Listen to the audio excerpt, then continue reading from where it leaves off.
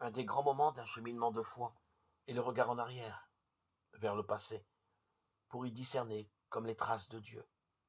Maintenant, je veux dire que, dès ce moment-là, Dieu m'a tiré. Il peut s'agir d'une expérience religieuse qui a marqué l'enfance ou l'adolescence.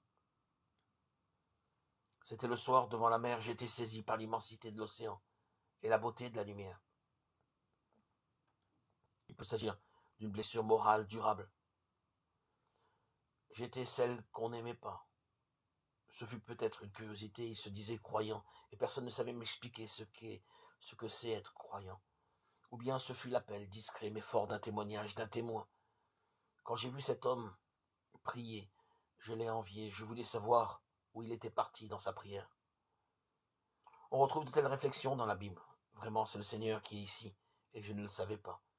Jacob en Genèse 28:16. Notre cœur ne brûlait-il pas en nous, tandis qu'il nous parlait en chemin et nous ouvrait les Écritures? Les disciples d'Emmaüs, Luc 24:32.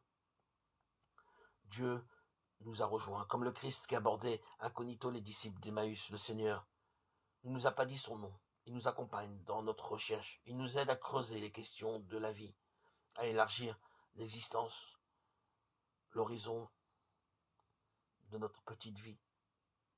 Il nous apprend la confiance en nous-mêmes, l'ouverture à l'autre.